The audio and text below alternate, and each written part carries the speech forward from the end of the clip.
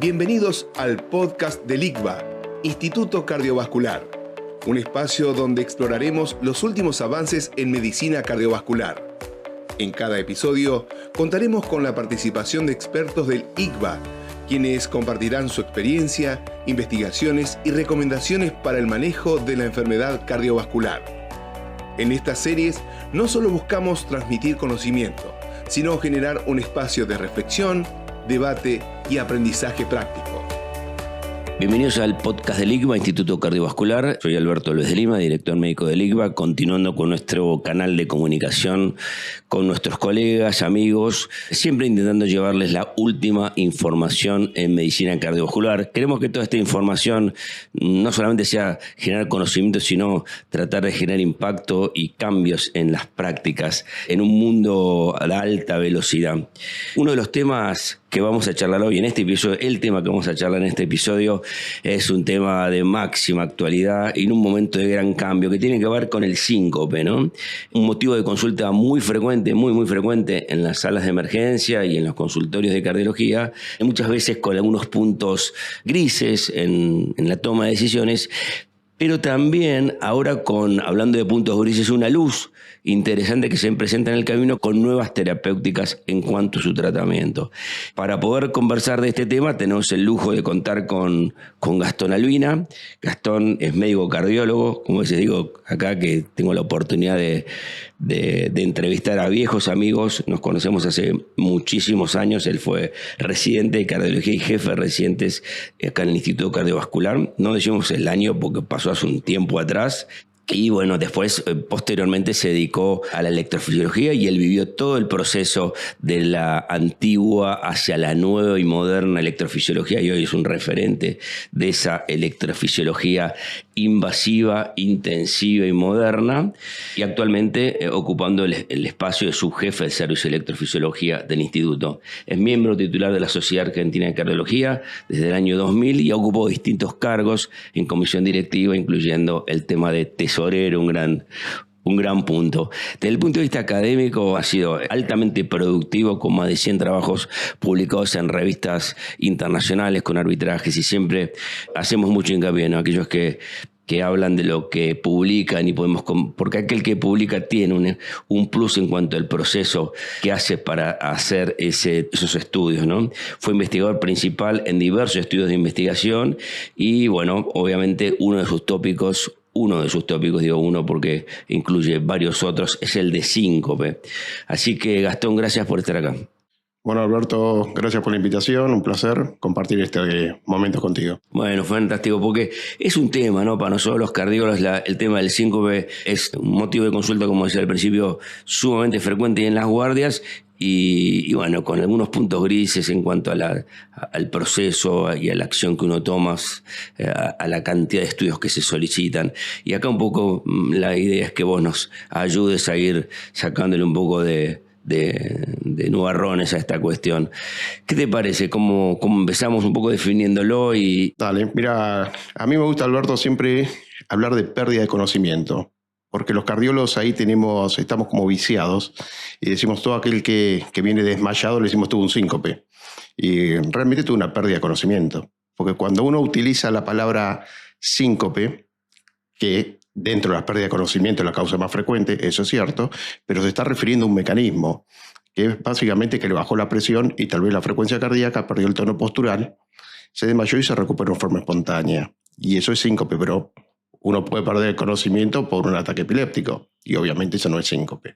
Entonces, cuando un paciente viene desmayado, perdió conocimiento. Después veremos si tuvo síncope o no tuvo síncope. Bien. Como decías vos, es la causa muy frecuente, tanto en el consultorio, todos en el consultorio vemos pacientes con síncope y nos preocupan porque siempre nos preocupa si después del síncope no viene la muerte súbita.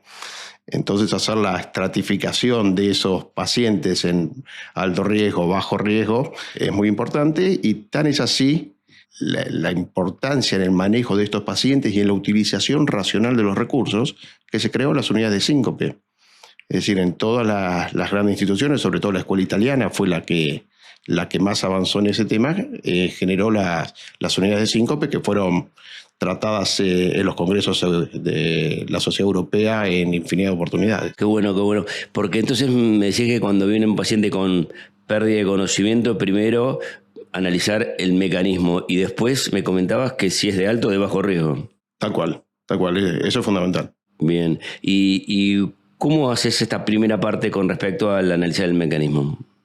Bien, primero el interrogatorio, ¿no? El interrogatorio es fundamental. Uno ve muchas veces que simplificamos la cosa. Tengo un paciente con síncope y bueno, ¿y cómo fue el síncope? ¿Qué le pasó?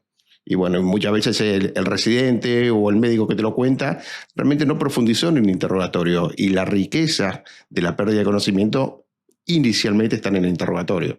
Es decir, un primer approach básico en el paciente que se desmaya es tener un buen interrogatorio, un electrocardiograma, la toma de la presión acostado y de pie para ver la hipotensión ortostática, y si son mayores de 50 años y uno sospecha un síncope, un masaje senocarotídeo.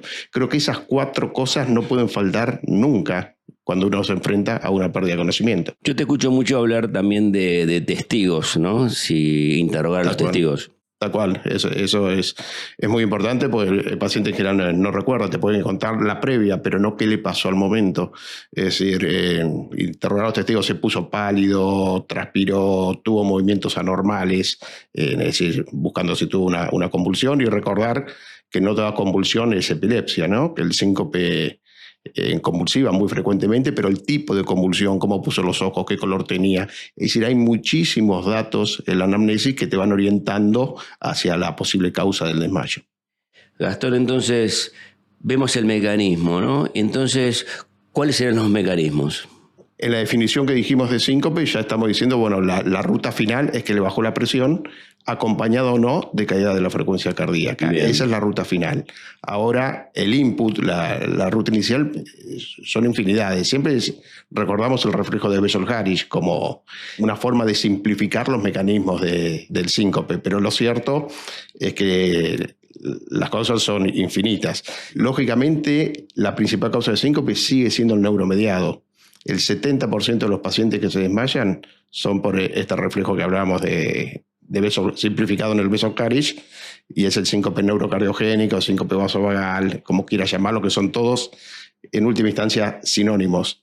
Y después tenemos un 30% de pacientes que tienen otras causas de síncope cardiovascular, donde ahí vamos a básicamente los pacientes que tengan cardiopatía orgánica, ¿no? Y ahí entran las obstrucciones valvulares, la estenosis aórtica, la miocardiopatía hipertrófica, las taquicardias ventriculares, por supuesto, algunas taquicardias supraventriculares que pueden cursar con hipotensión. Es decir, ahí vamos abriendo un poco las aguas. El abanico, ¿no? Me encantó también, y tan práctico para la diaria nuestra. Dijiste, bueno, pensamos en ese mecanismo, tenemos esa definición, y después urgente e inurgente, porque eso es lo que me decías que es lo más... Tal cual. Lo que más nos preocupa en realidad, ¿no? Cuando se vaya de ahí, si va a volver a suceder, en fin. Absolutamente, y además a quién vamos a internar y a quién no vamos a internar. Eso es importantísimo. Porque, como dijimos al principio, yo creo que en una guardia con movimiento, por lo menos 2 o 3 pacientes con síncope deben consultar por día. Y si vamos a internar a todos esos pacientes, realmente estamos en un problema. Tan es así que te hablaba al principio de las unidades de síncope. Vos sabés que tienen, si decíamos que el 70% son neuromediados, tienen inclusive una camilla de tiltés ad hoc en la guardia, para rápidamente sacar esos pacientes y que no ingresen a la internación. ¿Y a quién vamos a internar? Bueno, va de las manos identificar el síncope de alto riesgo. Bien, ¿y cuál sería ahí de alto riesgo? Básicamente, siempre el que se golpeó es un alto riesgo potencial. No quiere decir que sí o sí se golpeó por un mecanismo maligno del síncope, pero bueno, ya si tuvo un golpe, aparte la familia está preocupada, ¿no? El paciente está preocupado, y sobre todo si no tuvo pródromos. No se pudo atajar, digamos. Exacto, que no se atajó y viene con la cabeza destruida. Bueno, es un problema que hay que darle la atención que necesita. Después veremos el mecanismo cuál fue. Después, todos aquellos que tengan una cardiopatía orgánica son inicialmente síncope, potencialmente de alto riesgo, y potencialmente puede ser la antesala de una muerte súbita. Aquellos que tengan antecedentes familiares, sobre todo de canalopatías o de otras enfermedades como coposia abrugada, etc. Entonces hay que prestarle obviamente muchísima atención. Y después una cosa que siempre digo, insisto mucho en el interrogatorio, aquel que debuta con síncope de grande. Es decir, decíamos que el principal es el síncope vasovagal. Y siempre que tenemos un síncope vasovagal, algo ocurrió en la infancia. Es decir, es raro que un paciente de 50 años venga y te diga, me desmayé, y es la primera vez en mi vida nunca tuve nada. Eso hay que mirarlo con cuidado, porque probablemente no sea neurocardiogénico. Y a veces hay que interrogarlo bien, porque por ahí el paciente tuvo de chico algunos episodios de síncope pequeño cuando estaba en la escuela, en la fila, en un acto, que le restó importancia, o en una extracción de sangre, y le restó importancia, y eso es un pie fundamental en el interrogatorio. Si el paciente, yo no puedo aceptar que un síncope vasovagal, si el paciente no se desmayó previamente, o aunque sea un presíncope en la infancia, tengo que sospechar de eso. Qué interesante este concepto de los que el que tiene historia previa y no tiene historia previa de estos cuadros, para ponerlo en un grado de riesgo. Porque ahí tiene que ver a quién internarías o no, o sea, desde el consulta a quién mandas a internar, o en la guardia a quién dejan internado. Tal cual. Hay una sobreinternación en la Argentina del paciente, calculo que en el mundo, ¿no? Del paciente con síncope. Yo creo que si uno sale de los grandes centros, todo paciente con síncope se interna en general. Y eso, imagínate que satura el sistema de salud en forma terrible. Decimos, más del 70% de los síncopes son benignos. Es decir, aquello que tenemos que internar es una minoría de estos ítems que habíamos hablado anteriormente, ¿no? Claro, trajiste la palabra benigno, o sea, de alto riesgo los llamamos malignos. Tal cual. Sobre todo el maligno es aquel que no tiene pródromos y se golpea. Ese es el que llamamos síncope maligno por definición. Asumamos que viene el paciente a la consulta y bueno, cuenta este episodio que, como siempre pasa, parece en el medio, ni muy benigno ni muy maligno. Voy a poner un ejemplo acá, ¿no? ¿Y cuál sería el plan diagnóstico? Por ahí vos lo podés ordenar más para ser más claro en el proceso, pero ¿cuál sería el plan diagnóstico? Decíamos inicialmente 4 cosas fundamentales: interrogatorio, tomar la presión de pie acostado, el electrocardiograma y el examen físico, y un laboratorio.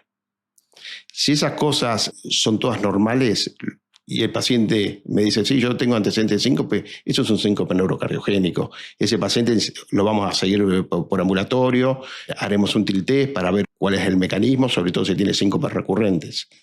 Ahora, si en el examen clínico detecto, tengo un electrocardiograma normal, tengo trastornos de conducción severos, en el laboratorio tengo una anemia severa, son todos los pacientes que se van a quedar internados porque voy a tener que estratificarlos. Tengo una disfunción ventricular importante o tengo una miocardiopatía.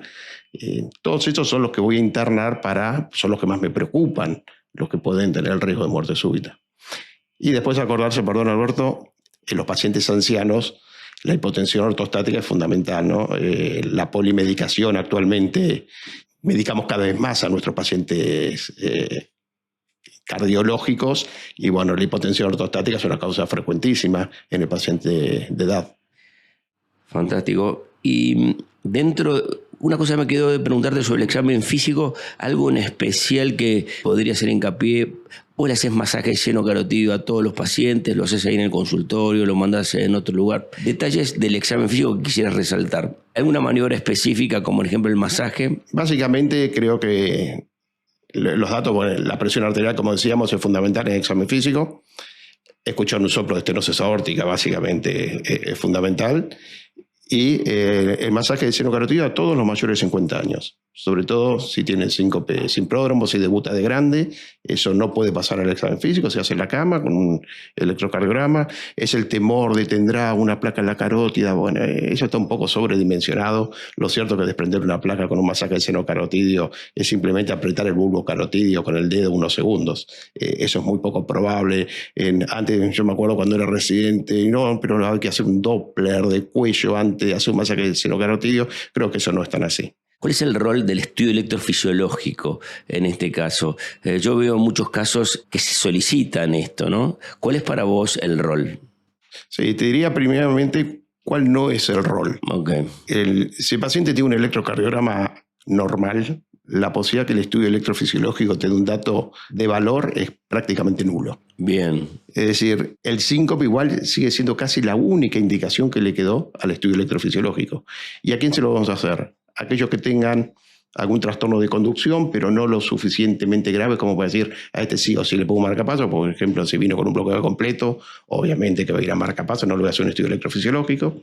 Pero aquellos que por ahí tienen un BEN avanzado, o aquellos que tienen un bloqueo paroxístico, con algún bloqueo de rama más instalado, esos son los que quiero tener más datos y por el estudio electrofisiológico me aporta. Y también en aquellos que tienen, creo que el gran nicho, aquellos que sincopan, tienen algún grado de cardiopatía, pero tienen, por ejemplo, son coronarios y tienen una fracción de eyección, lo que llamamos limítrofe, entre 40 y 50, es decir, no me da como para pedir un estudio electrofisiológico. Un desfibrilador directo no tiene 30% de fracción de eyección, como en ese caso le pediría a un desfibrilador.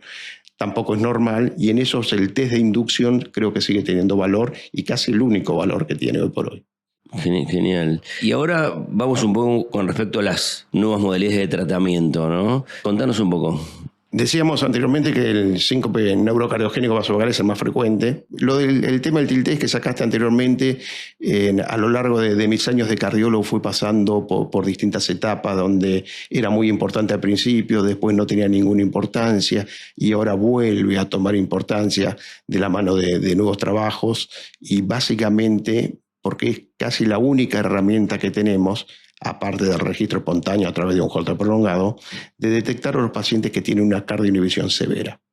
Es decir, decíamos que en el síncope neurocardiogénico tengo la vasodepresión, que siempre es primera, y se puede o no acompañar de cardioinhibición. Aprendimos con el tiltés y todo esto que la cardioinhibición, es decir, básicamente la asistolia prolongada en un síncope neurocardiogénico, es muy reproducible. Es decir, que el paciente que hace una asistolia en el tiltés muy probablemente haga asistolias en sus eventos cotidianos. Y hace muchos años a todos estos pacientes le poníamos marcapasos, y se pusieron infinidad de marcapasos a pacientes jóvenes con todo el problema que eso acarrea, con los recambios posteriores, la infección, etc. Después pasamos con la publicación de los estudios BASIS 1, BASIS 2 a decir que fueron mal reclutados los pacientes, entre comillas. Pasamos a decir, no le ponemos marcapaso a nadie. Y hoy estamos en el medio diciendo, bueno, si el paciente tiene asistolia y si es mayor de 60 años, el marcapaso lo va a ayudar, y en general les indicamos marcapaso si tiene síncopes recurrentes.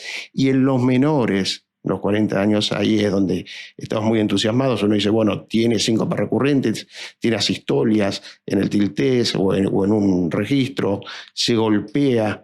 Bueno, pues no le voy a poner un marcapaso muy joven, y ahí tenemos la herramienta desarrollada en Brasil de la cardioneuroablación. Cardioneuroablación, que es muy interesante, ya hemos trabajado bastante en eso, que simplemente nos permite disminuir las terminaciones parasimpáticas o terminaciones vagales en el corazón, para que esa respuesta vagal intensa tenga mucho menos efecto sobre la cardioinhibición del paciente. Contame técnicamente cómo haces eso. Técnicamente es muy parecido a la ablación de la fibrilación auricular. Ah, mira.